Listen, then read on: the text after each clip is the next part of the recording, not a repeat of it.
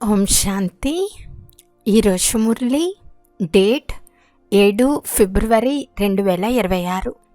బాబా చెప్తున్నారు, మధురమైన పిల్లలు, బుద్ధిలో ఒక్క తండ్రి స్మృతి మాత్రమే స్థిరంగా ఉండటం కూడా అత్యంత గొప్ప సౌభాగ్యం.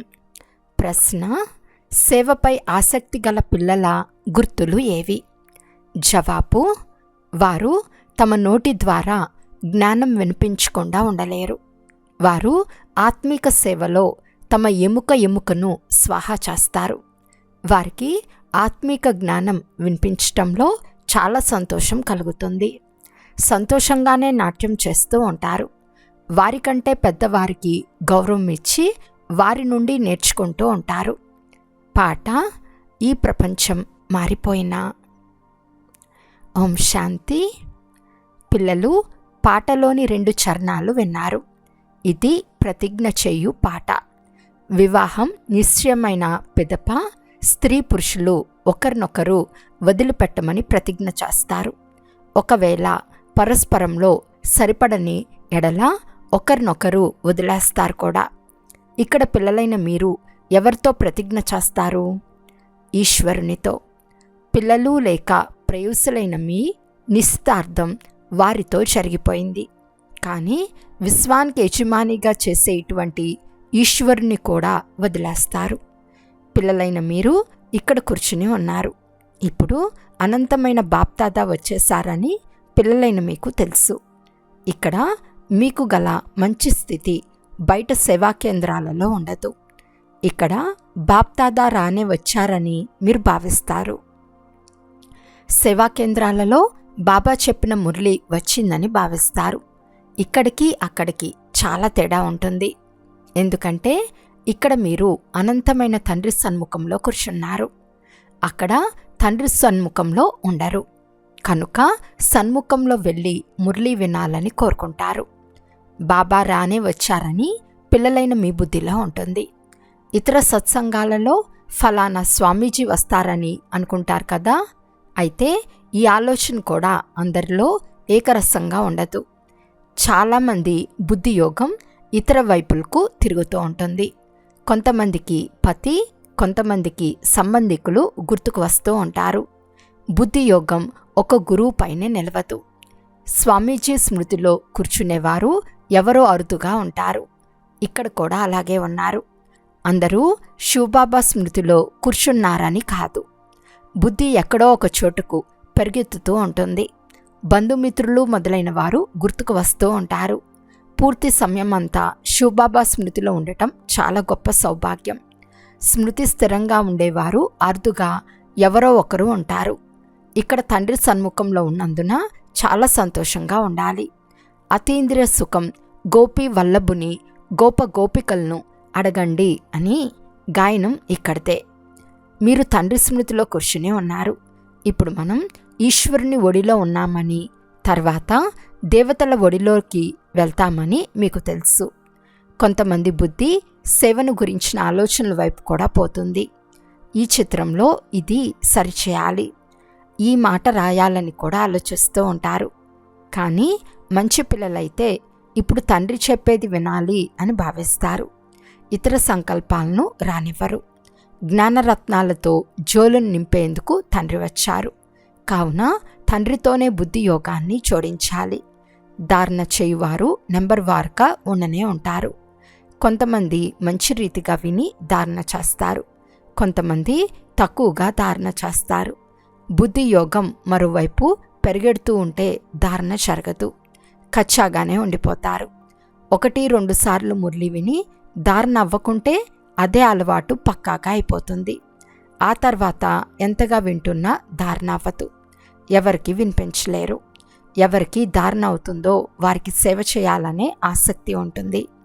ఉత్సాహంతో పొంగిపోతూ ఉంటారు. ఎక్కడికైనా వెళ్ళి ఈ దానం చేయాలని ఆలోచిస్తూ ఉంటారు. ఎందుకంటే ఈ ధనం తండ్రి వద్ద తప్ప ఇతరులెవ్వరి వద్ద లేదు. అందరికీ ధారణ జరగచాలదని కూడా తండ్రికి తెలుసు. అందరూ ఒకే రకమైన ఉన్నతమైన పదవిని పొందలేరు. అందువలన బుద్ధి ఇతర వైపులకు తిరుగుతూ ఉంటుంది. కొంతమంది స్థూల సేవలో తమ ఎముకను ఆరగతీస్తారు. అందరినీ తృప్తిపరుస్తారు. ఉదాహరణకి భోజనం తయారు చేయవారు, తినిపించేవారు తృప్తిపరుస్తారు కదా. ఇది కూడా సబ్జెక్ట్ కదా. ఎవరికి సేవ పైన ఆసక్తి ఉంటుందో వారు నోటితో చెప్పకుండా ఉండలేరు. అయినా వీరికి దేహాభిమానం లేదు కదా. పెద్దవారిని గౌరవం ఇస్తున్నారా లేదా అని బాబా గమనిస్తూ ఉంటారు. గొప్ప మహారథులకు గౌరవం ఇవ్వాల్సి వస్తుంది. అక్కడక్కడ చిన్నవారు కూడా చాలా వివేకవంతులుగా ఉంటారు. అప్పుడు పెద్దవారు కూడా వారికి గౌరవం ఇవ్వవలసి వస్తుంది. ఎందుకంటే వారి బుద్ధి గ్యాలప్ చేస్తుంది. సేవలో ఆసక్తిని చూసి వీరు బాగా సేవ చేస్తారని తండ్రి సంతోషిస్తారు కదా. రోజంతా ప్రదర్శనలలో అర్థం చేయించేందుకు అభ్యాసం చేస్తూ ఉండాలి. ప్రశ్నలైతే అనేక మంది కావాలి కదా. దానికి ఇతర ఉపాయం ఏదీ లేదు. సూర్యవంశం, రాజారాణి, ప్రజలు అందరూ ఇక్కడే తయారవుతారు. ఎంత సేవ చేయాలి? ఇప్పుడు మనం బ్రాహ్మణులుగా అయ్యామని పిల్లల బుద్ధిలో ఉంది. ఇంట్లో గృహస్థంలో ఉన్నందున ఒక్కొక్కరి స్థితి ఒక్కొక్క విధంగా ఉంటుంది కదా. కానీ ఇల్లు వాకిళ్ళు వదిలి పెట్టరాదు. తండ్రి అంటున్నారు, భలే ఇంట్లో ఉండండి, కానీ ఈ పాత ప్రపంచం తప్పకుండా సమాప్తం అవుతుందని బుద్ధిలో నిశ్చయం ఉండాలి. ఇప్పుడు మన పని కేవలం ఒక్క తండ్రితో మాత్రమే. కల్పకృతం ఎవరు జ్ఞానం తీసుకున్నారో వారు మాత్రమే తీసుకుంటారని మీకు తెలుసు. సెకండ్ తర్వాత సెకండ్ ఉన్నది ఉన్నట్లుగా రిపీట్ అవుతూ ఉంది. ఆత్మలో జ్ఞానం ఉంటుంది కదా, తండ్రి వద్ద కూడా జ్ఞానం ఉంటుంది. పిల్లలైన మీరు కూడా తండ్రి సమానంగా తయారవ్వాలి. పాయింట్లు ధారణ చేయాలి. అన్ని పాయింట్లు ఒక్కసారి అర్థం చేయించబడవు. వినాశనం కూడా చాలా సమీపంలో ఉంది. ఇది ఇంతకుముందు జరిగిన వినాశనమే. సత్య త్రేతాయుగాలలో ఎలాంటి యుద్ధాలు జరగవు. చాలా ధర్మాలైన పిదప సైన్యం మొదలైనవి ఏర్పడిన తర్వాత యుద్ధాలు జరుగుతాయి. మొట్టమొదట ఆత్మలు సతో ప్రధానంగా క్రిందకి దిగుతాయి. తర్వాత సతో, రజో, తమో స్థితిలోకి వస్తాయి. ఇది కూడా బుద్ధిలో ఉంచుకోవాలి. రాజధాని ఎలా స్థాపన అవుతోంది? ఇక్కడ కూర్చుని ఉన్నప్పుడు శివబాబా వచ్చి మనకు ఖజానా ఎలా ఇస్తున్నారో బుద్ధిలోకి రావాలి. దానిని బుద్ధిలో ధారణ చేయాలి. మంచి మంచి పిల్లలు నోట్స్ రాసుకుంటారు. రాయటం చాలా మంచిది. తద్వారా బుద్ధికి టాపిక్స్ తోస్తాయి. ఈరోజు ఫలానా టాపిక్పై అర్థం చేయిస్తామని అనుకుంటారు. తండ్రి అంటున్నారు, నేను మీకు అపారమైన ఖజానా ఇచ్చి ఉండినాను. సత్యత్రేతాయుగాలలో మీ వద్ద అపారమైన ధనం ఉండేది. తర్వాత వామ మార్గంలోకి వెళ్ళుట వలన అది తగ్గిపోతూ వచ్చింది. సంతోషం కూడా తగ్గిపోతూ వచ్చింది. ఏదో వికర్మ జరుగుతూ ఉంటుంది. క్రిందకి దిగుతూ దిగుతూ కలలు తగ్గుతూ వస్తాయి. సతో ప్రధానము, సతో రజోతము స్థితిలవుతూ ఉంటాయి. సతో నుండి రజో స్థితికి వస్తారు. అనగా ఉన్నట్లుండి ఒక్కసారిగా వచ్చేస్తారని కాదు, నెమ్మది నెమ్మదిగా దిగుతారు. తమో ప్రధానంలో కూడా మెల్లమెల్లగా మెట్లు దిగుతూ వస్తారు. కళలు తగ్గిపోతూ వస్తాయి. రోజు రోజుకు కళలు తగ్గిపోతూ వస్తాయి. ఇప్పుడు మీరు జంప్ చేయాలి. తమో ప్రధానం నుండి సతో ప్రధానంగా అవ్వాలి. అలా అయ్యేందుకు సమయం కూడా పడుతుంది. ఉన్నతి అవుతే వైకుంఠం రసం చవి చూస్తారు. కామం చెంపదెబ్బ కొడితే ఒక్కసారిగా చూర్ణమైపోతారు అని గాయనం కూడా ఉంది. ఎముకలన్నీ విరిగిపోతాయి. కొంతమంది మనుషులు జీవఘాతం చేసుకుంటారు. ఆత్మఘాతం కాదు, దీనిని జీవఘాతం అని అంటారు. ఇక్కడైతే తండ్రి నుండి వారసత్వం పొందాలి. తండ్రిని స్మృతి చేయాలి. ఎందుకంటే తండ్రి నుండి చక్రవర్తి పదవి లభిస్తుంది. నేను తండ్రిని స్మృతి చేసి భవిష్యత్తు కొరకు ఎంత సంపాదించుకున్నాను, ఎంతమంది అందులకు ఊతకర్రగా అయ్యాను అని స్వయాన్ని చెక్ చేసుకోవాలి. ఇంటింట్లో ఈ పాత ప్రపంచం పరివర్తన చెందుతూ ఉందని, తండ్రి నూతన ప్రపంచం కొరకు రాజయోగాన్ని నేర్పిస్తున్నారు అని సందేశం ఇవ్వాలి. సిడి చిత్రంలో ఈ విషయాలన్నీ చూపించారు. దీనిని తయారు చేయటంలో శ్రమ ఉంటుంది. పూర్తి రోజంతా ఆలోచిస్తూ ఉంటారు. అందరూ సులభంగా అర్థం చేసుకునేటట్లు ఈ చిత్రాన్ని తయారు చేయాలని అనుకుంటారు. ప్రపంచంలోని వారంతా రారు. దేవీ దేవతా ధర్మం వారు మాత్రమే వస్తారు. మీరు చాలా సేవ చేస్తారు. మన ఈ తరగతులు ఎంతవరకు జరుగుతాయో మీకు తెలుసు. వారి కల్పానికి లక్షల సంవత్సరాల ఆయువు అని భావిస్తారు. అందువలన శాస్త్రాలు మొదలైనవి వినిపిస్తూనే ఉంటారు. అంతమైనప్పుడు అందరి సద్గతి దాత వస్తారని, మా శిష్యులు ముక్తి పొందుతారని, మేము వెళ్ళి జ్యోతిలో కలిసిపోతామని భావిస్తారు. కానీ అలా జరగదు. ఇప్పుడు మనం అమర తండ్రి ద్వారా సత్యమైన అమర కథ వింటున్నామనేది మీకు తెలుసు. అందువలన అమరులైన తండ్రి చెప్పిన దాన్ని అంగీకరించాలి. వారు కేవలం నన్ను స్మృతి చేయండి, పవిత్రులు కండి, లేకుంటే శిక్షలు కూడా చాలా అనుభవించాలి, పదవి కూడా తగ్గిపోతుంది, సేవలో శ్రమ చేయాలని చెప్తున్నారు. దదీచి ఋషి ఉదాహరణ ఉంది కదా. ఎముకలు కూడా సేవ కొరకు ఇచ్చేశారు. తన శరీరాన్ని కూడా లెక్క పెట్టకుండా రోజంతా సేవ చేస్తూ ఉండాలి. అటువంటి వారిని సేవలో ఎముకలు ఇచ్చారని అంటారు. మొదటిది శారీరక ఎముకలతో సేవ, రెండవది ఆత్మిక ఎముకలతో సేవ. ఆత్మిక సేవ చేయువారు ఆత్మిక జ్ఞానంనే వినిపిస్తూ ఉంటారు. జ్ఞానధనం దానం చేసి సంతోషంగా నాట్యం చేస్తూ ఉంటారు. ప్రపంచంలోని మనుషులు ఏ సేవ చేస్తారో అదంతా శారీరక సంబంధమైనది. శాస్త్రాలు వినిపించటం ఆత్మిక సేవ కాదు. ఆత్మిక సేవ కేవలం ఒక్క తండ్రి మాత్రమే నేర్పిస్తారు. ఆత్మల తండ్రే స్వయంగా వచ్చి ఆత్మిక పిల్లలను చదివిస్తారు. నూతన ప్రపంచమైన సత్యుగంలోకి వెళ్లేందుకు పిల్లలైన మీరు తయారవుతున్నారు. అక్కడ మీరు ఏ వికర్మలు చేయరు. అది రామరాజ్యం. అక్కడ చాలా కొద్ది మంది మాత్రమే ఉంటారు. ఇప్పుడిది రావణ రాజ్యం. ఇందులో అందరూ దుఃఖితులుగా ఉన్నారు కదా. ఈ జ్ఞానమంతా మీ బుద్ధిలో నెంబర్వార్ పురుషార్థానుసారం ఉంది. ఈ సిడి చిత్రంలో జ్ఞానమంతా వచ్చేస్తుంది. తండ్రి అంటున్నారు, ఈ అంతిమ జన్మలో పవిత్రులైతే పవిత్ర ప్రపంచానికి యజమానులుగా అవుతారు. మీరు అందరికీ ఎలా తెలపాలి అంటే, దాని ద్వారా మనుషులు మేము సతోప్రధానం నుండి తమోప్రధానంగా అయ్యామని, మళ్ళీ స్మృతి యాత్ర ద్వారా మాత్రమే సతోప్రధానంగా అవుతామని అర్థం చేసుకోవాలి. వారు ఆ చిత్రాన్ని చూసినప్పుడు వారి బుద్ధి పనిచేస్తుంది. ఈ జ్ఞానం ఇతరులెవ్వరి వద్ద లేదని వారికి అర్థమవుతుంది. ఇందులో ఇతర ధర్మాల సమాచారం ఎక్కడ ఉందని అంటారు. అవన్నీ సృష్టి చక్ర చిత్రంలో రాయబడి ఉన్నాయి. వారు ఆ నూతన ప్రపంచంలోకి రారు. వారికి శాంతి లభిస్తుంది. భారతవాసులు మాత్రమే స్వర్గంలో ఉండేవారు కదా. తండ్రి కూడా భారతదేశంలోకి వచ్చి రాజయోగం నేర్పిస్తారు. అందుకే భారతదేశ ప్రాచీన యోగాన్ని అందరూ కావాలని అంటారు. ఈ చిత్రాల ద్వారా స్వయం వారంతటకు వారే అర్థం చేసుకుంటారు. నూతన ప్రపంచంలో కేవలం భారతదేశం మాత్రమే ఉండేది. తమ ధర్మాన్ని గురించి కూడా తెలుసుకుంటారు. ధర్మస్థాపన చేసేందుకు భలే యేసుక్రీస్తు వచ్చారు. ఈ సమయంలో ఇప్పుడు అతను కూడా తమో ప్రధానంగా ఉన్నాడు. రచయిత రచనల ఈ జ్ఞానం చాలా గొప్ప జ్ఞానం. మాకు ఎవరి ధనం అవసరం లేదని మీరు చెప్పాలి. ధనము మేమేం చేసుకుంటాము? మీరు వినండి, ఇతరులకు కూడా వినిపించండి. ఈ చిత్రాలు మొదలైనవి అచ్చువేయించండి. ఈ చిత్రాలతో సేవ చేయాలి. ఈ జ్ఞానం వినిపించేందుకు హాల్ కట్టించండి. అంతేకాని మేము ధనం తీసుకుని ఏం చేయాలి? మీ ఇంటి కళ్యాణమే జరుగుతుంది, మీరు కేవలం ఏర్పాట్లు చేయండి అని చెప్పండి. రచయిత రచనల జ్ఞానం చాలా బాగుందని చాలామంది అంటారు. ఇది మనుషులు మాత్రమే అర్థం చేసుకుంటారు.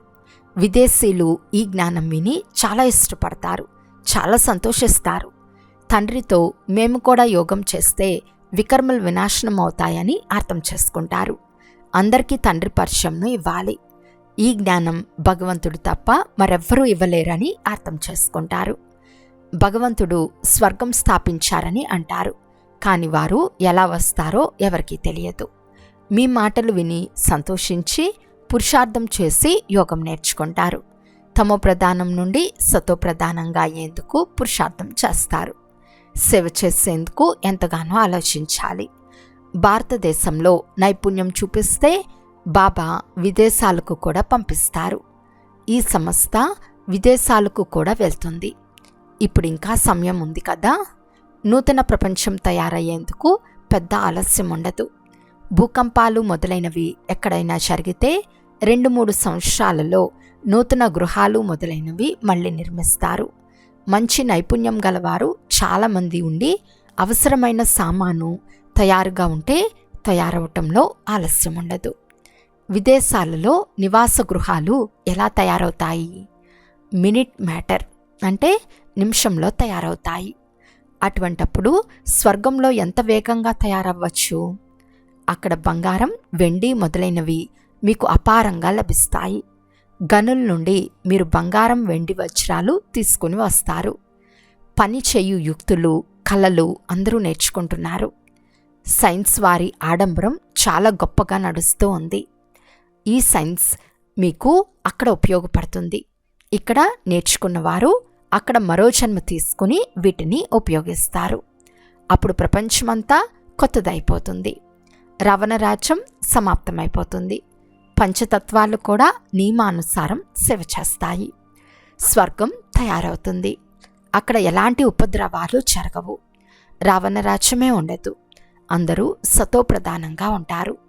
పిల్లలైన మీకు తండ్రిపై చాలా ప్రేమ ఉండాలి. ఇది అన్నిటికంటే చాలా మంచి విషయం. తండ్రి ఖజానా ఇస్తారు. దాన్ని ధారణ చేసి ఇతరులకు దానమివ్వాలి. ఎంత దానం చేస్తారో అంత జమ అవుతూ ఉంటుంది. సేవ చేయకుంటే ధారణ ఎలా అవుతుంది? సేవ చేసేందుకు బుద్ధిని ఉపయోగించాలి. సేవ చాలా ఎక్కువగా జరుగుతుంది. రోజు రోజుకు ఉన్నతి పొందాలి. స్వయం మిమ్మల్ని కూడా ఉన్నతి చేసుకోవాలి. అచ్చా, మధురాతి మధురమైన అపురూపమైన పిల్లలకు మాతాపిత బాప్దాదాల ప్రియ స్మృతులు మరియు గుడ్ మార్నింగ్. ఆత్మిక పిల్లలకు ఆత్మిక తండ్రి నమస్తే. ఆత్మిక తండ్రికి ఆత్మిక పిల్లల యొక్క ప్రియ స్మృతులు మరియు నమస్తే నమస్తే నమస్తే. ధారణ కొరకు ముఖ్య సారము. ఫస్ట్ పాయింట్, సదా ఆత్మిక సేవలో తత్పరులై ఉండాలి. జ్ఞానధనం దానం చేసి సంతోషంగా నాట్యం చేయాలి. స్వయం ధారణ చేసి ఇతరులతో ధారణ చేయించాలి. సెకండ్ పాయింట్, తండ్రి ఇచ్చే జ్ఞాన ఖజానాతో మీ చెవులను నింపుకోవాలి. నోట్స్ రాసుకోవాలి. టాపిక్పై అందరికీ అర్థం చేయించాలి. జ్ఞానధనాన్ని దానం చేసేందుకు ఉత్సాహంతో పొంగిపోతూ ఉండాలి. ఈరోజు వరదానము. సత్యత యొక్క మహానత ద్వారా సదా ఖుషి యొక్క ఉయ్యలలో ఊగే అథారిటీ స్వరూప భవ. సత్యత యొక్క అథారిటీ స్వరూప పిల్లల మహిమ సచ్తో బిటో నచ్, అనగా సత్యమైన వారి మనసు నాట్యం చేస్తూ ఉంటుంది. సత్యమైన నావ కదులుతుంది, ఊగుతుంది, కానీ మునిగిపోదు. మిమ్మల్ని కూడా ఎవరెంతగా కదిలించేందుకు ప్రయత్నించినా మీరు సత్యత యొక్క మహానత ద్వారా ఇంకా ఖుషి యొక్క ఉయ్యలలో ఊగుతూ ఉంటారు. వారు మిమ్మల్ని కదిలించలేరు, కానీ ఉయ్యలను కదిలిస్తారు. అది కదిలించటం కాదు, కానీ ఉయ్యలను ఊపటం. అందువలన మీరు వారికి మీరు ఊపండి, మేము తండ్రి చేతలో ఊగుతాము అని ధన్యవాదాలు తెలపండి. స్లోగన్: సర్వశక్తుల లైట్ సదా తోడుగా ఉంటే మాయ సమీపానికి రాలేదు. అవ్యక్త సూచన: ఏకత మరియు విశ్వాసం యొక్క విశేషత ద్వారా సఫలతా సంపన్నంగా అవ్వండి. ఏకత, స్వచ్ఛత, సూక్ష్మత, మధురత మరియు మనసా వాచా కర్మలలో మహానత. ఈ 5 మాటలు ప్రతి ఒక్కరి ప్రతి అడుగులో కనిపిస్తే తండ్రి యొక్క ప్రత్యక్షత సులభంగా జరుగుతుంది. ఇంతవరకు సంస్కారాలలో ఏ భిన్నత కనిపిస్తూ ఉందో దానిని ఏకతలోకి తీసుకురావాలి. ఏకత కొరకు ఒకరి సలహాను మరొకరు గౌరవించండి. అలాగే అలాగే అని అంటూ మీ విచారాన్ని తప్పకుండా ఇవ్వండి. తర్వాత ఏకత యొక్క బంధనంలో బంధించుకోండి. ఈ ఏకతయే సఫలతకు సాధనము. అచ్చా, ఓం శాంతి.